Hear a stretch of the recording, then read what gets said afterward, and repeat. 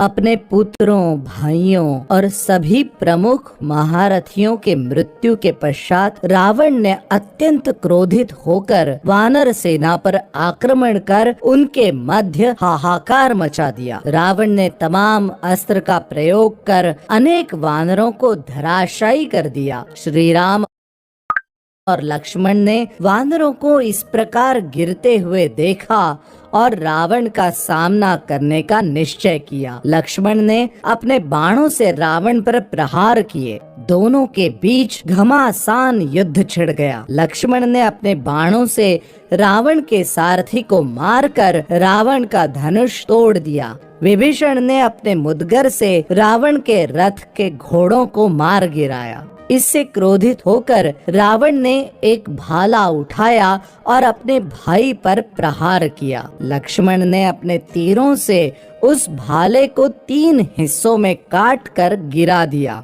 रावण ने एक और भाला उठाकर फिर से विभीषण की ओर निशाना साधा। विभीषण के प्राण खतरे में देखकर लक्ष्मण ने रावण पर लगातार तीरों से प्रहार किए। रावण ने विभीषण को छोड़कर वो भाला जोर से लक्ष्मण जी की ओर फेंका। भाला लक्ष्मण के वक्षस्थल पर लगा और उसके प्रहार से वो मूर्छित हो गए। श्री राम ने लक्ष्मण को मूर्छित होते देखा तो तुरंत ही उसके पास आए और अपने हाथों से लक्ष्मण जी की छाती पर लगा हुआ भाला बाहर निकाला।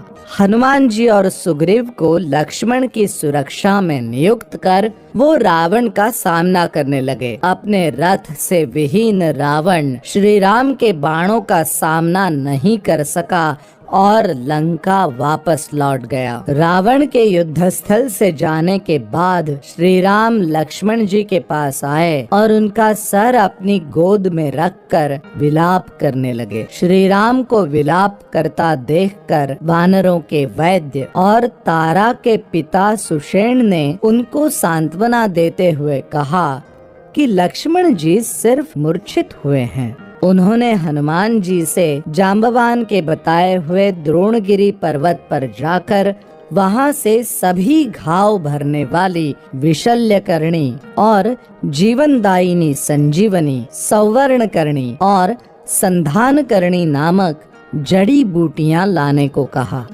हनुमान जी मन की गति से द्रोणगिरी पर्वत पहुँचे और सही जड़ी बूटी ना पहचानने के कारण पूरा द्रोणगिरी पर्वत ही उठाकर लंका ले आए। सुषेण ने हनुमान जी द्वारा लाई हुई बूटियों से औषध तैयार की और लक्ष्मण जी को सुंघाई। औषध की गंध से लक्ष्मण जी की मूर्छा टूटी और उनके घाव भी भर गए। रावण जब पुनः अपने रथ पर सवार युद्ध में उतरा तब इंद्रदेव ने अपने सारथी मताली के साथ अपना रथ श्री रामचंद्र जी के लिए भेजा। मताली ने श्री राम से देवराज इंद्र के रथ पर सवार होकर रावण का सामना करने को कहा। इंद्र के रथ पर आरूढ़ श्री राम और दशानन के बीच भयानक द्वंद्व छिड़ गया। रावण ने श्री राम पर नाग अस्त्र से प्रहार किया जिससे उसके बाण भयानक नागों के रूप में परिवर्तित होकर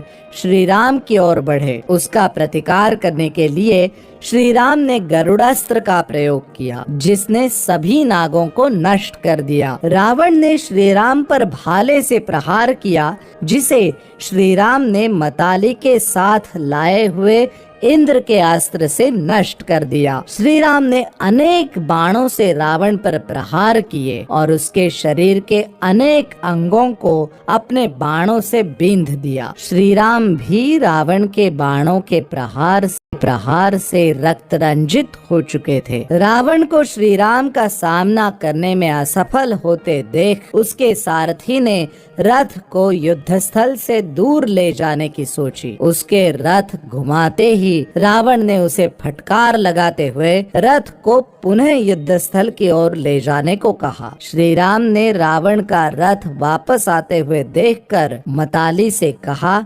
लगता है राक्षस राज ने आज युद्ध में प्राण त्यागने का निश्चय कर लिया है। उन्होंने मताली को बिना किसी भय और व्यवधान के अपना रथ रावण की ओर ले जाने को कहा। दोनों के बीच भयंकर युद्ध छिड़ गया। श्री राम को अपनी विजय का निश्चय था और रावण को उसकी मृत्यु साक्षात दिख रही थी। दशानन ने राघव के रथ पर प्रहार किया, परंतु उसके तीर इंद्र के दैवी रथ से टकरा कर गिर गए। श्री राम ने रावण के रथ का परचम अपने बाणों से ध्वस्त कर दिया। रावण ने क्रोधित होकर श्री राम के रथ के घोड़ों पर अनेक बाण चलाए, परंतु वो दैवी घोड़े रावण के बाणों से भयभीत नहीं हुए। रावण ने श्री राम पर अनेक मायावी अस्त्रों से प्रहार किया, जिन्हें उन्होंने अपने दैवी अस्त्रों से काट दिया। रावण ने मताली पर कई बाण चलाए, जिससे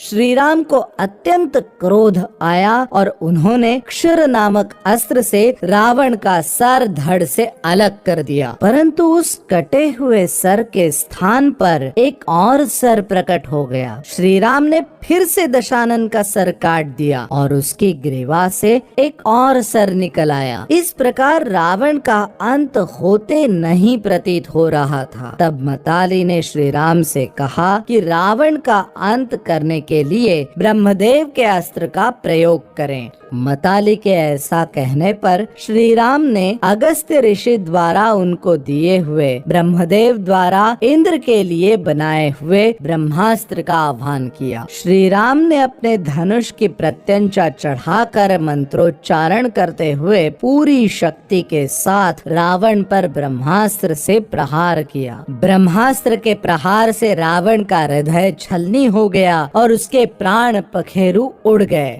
रावण के प्राण निकलते ही सभी राक्षस डर कर इधर उधर भागने लगे और वानर सेना ने श्री राम का जय घोष किया। रावण के प्रकोप से प्रताड़ित देवताओं, गंधर्वों, ऋषियों इत्यादि ने हर्ष के साथ श्री राम की जय जयकार की। आज भी समस्त भारतवर्ष में श्री राम द्वारा रावण वध की वर्षगांठ धर्म की अधर्म पर विजय के रूप में मनाई जाती है। प्रतिवर्ष अश्विन माह के शुक्ल पक्ष की दशमी तिथि को दशहरा या विजयदशमी के रूप में मनाया जाता है।